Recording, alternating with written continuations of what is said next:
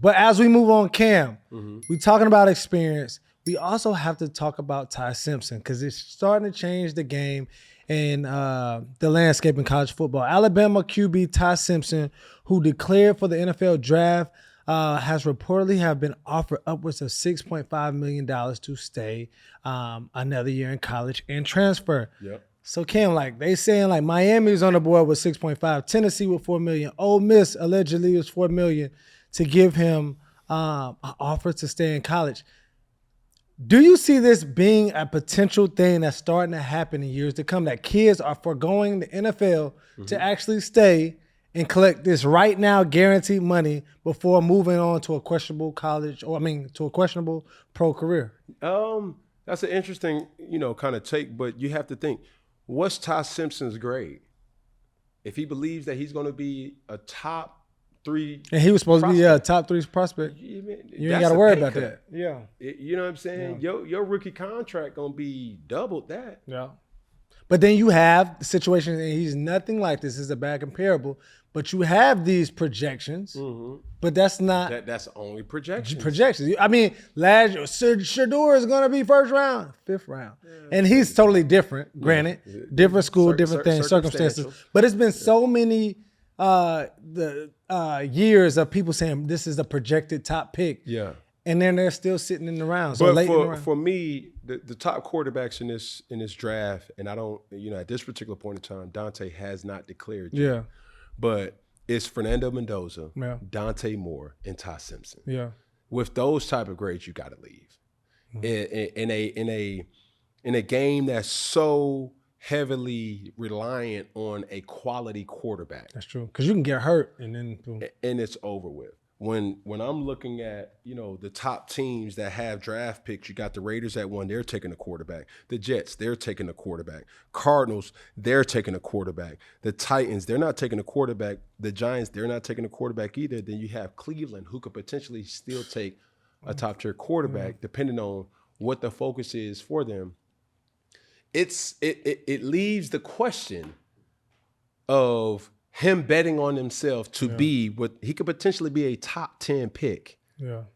So you got 3 of the first 3 picks being one of those guys that could say, hey, I can see the Cardinals drafting a quarterback. Correct. I can see the Jets drafting a quarterback. I can see the Raiders drafting a quarterback.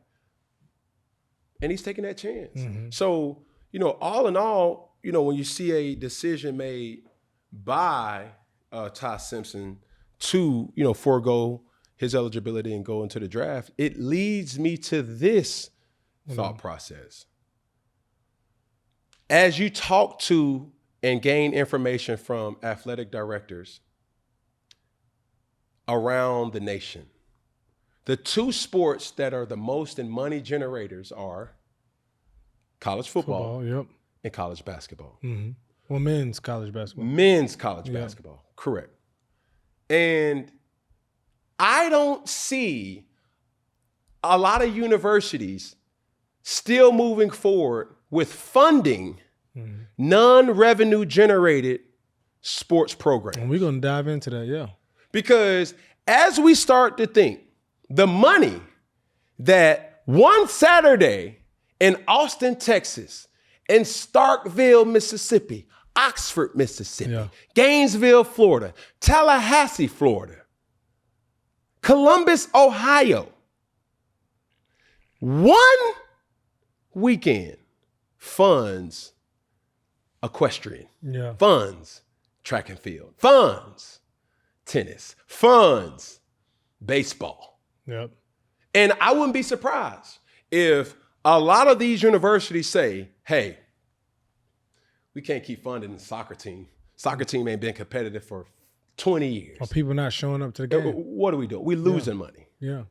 Right? It's still a business. What the NIL has done for a lot of universities is no different than what a lot of businesses have to come to grips with on a year-to-year basis when they get audited. Hey, where are we winning at and where are we losing at? Most universities are losing 90% of other programs outside of college football and men's basketball. So I wouldn't be surprised if universities cut the budget and say, hey, after this senior class, we're going to give them another year of eligibility, but we ain't competitive in softball. Yeah. Huh? We ain't competitive in badminton. We ain't competitive in ice skating or hockey. Yeah. Yeah, we're going to have to, let me see that. Yeah, rip that paper up. Yeah. Tell that coach, Kevin Patullo. It's time to go. It's time to go. Yes, sir. See what I'm saying? Yeah. So